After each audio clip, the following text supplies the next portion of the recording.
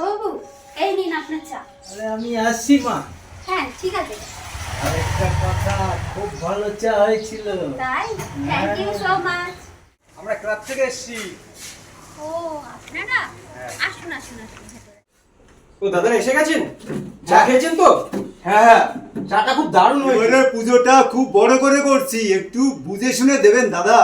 রবিবার, সামনের রবিবার একটা মিটিং ডেকেছি, আপনারা দুজনেই আসবেন। রান্নাটা খুব ভালো হয়েছে, খুব তৃপ্তি করে খেলাম। আসছি।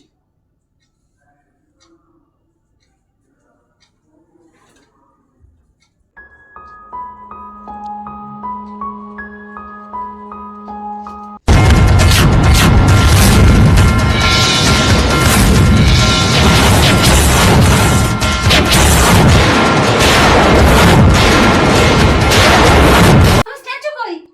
আমার স্ট্যাচু কোথায় গেল?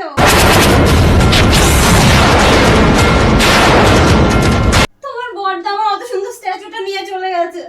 তার মানে তুমি আমার বর্দাকে চোর বলছো?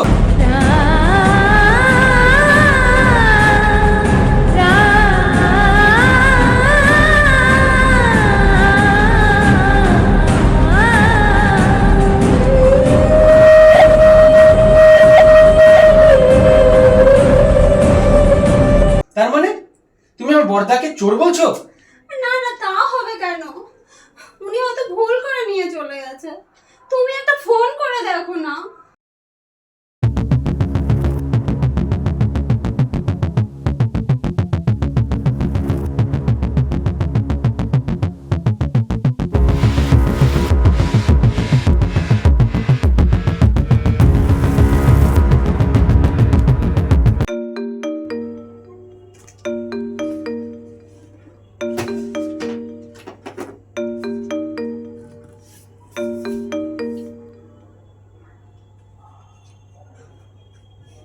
হ্যালো। হ্যালো বর্দা, আপনি ঠিকমতো পৌঁছেছেন তো? আচ্ছা, আপনাকে একটা কথা বলছি, কিছু মনে করবেন না।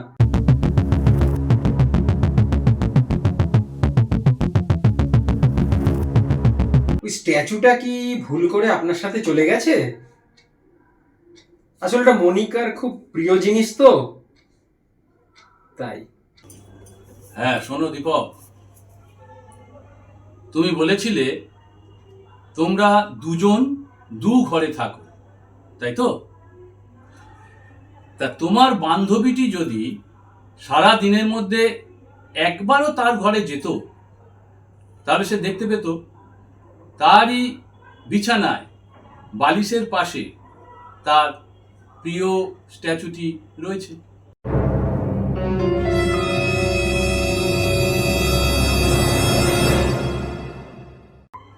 আমি আসার সময় তার বিছানাতে আমি স্ট্যাচুটি রেখে এসেছিলাম।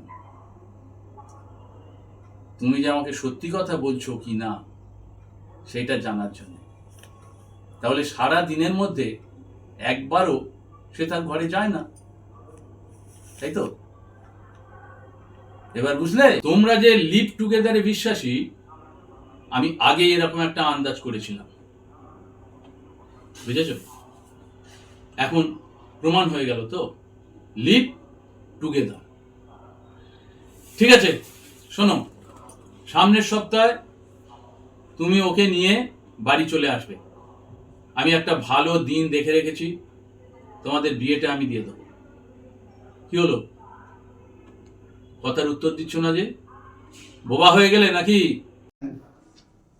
আসবো বর্দা, আমার প্রণাম নেবেন। আমারও প্রণাম নেবেন বড়দা। ঠিক আছে ঠিক আছে, হয়েছে হয়েছে। আর শোনো, বৌমাকে আমার ভীষণ পছন্দ হয়েছে।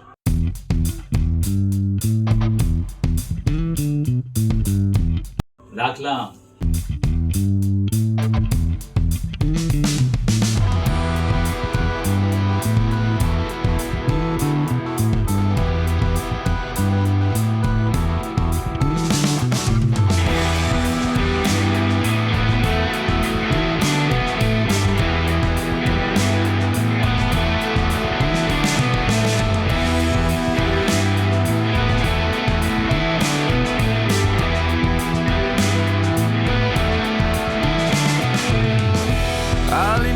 del ser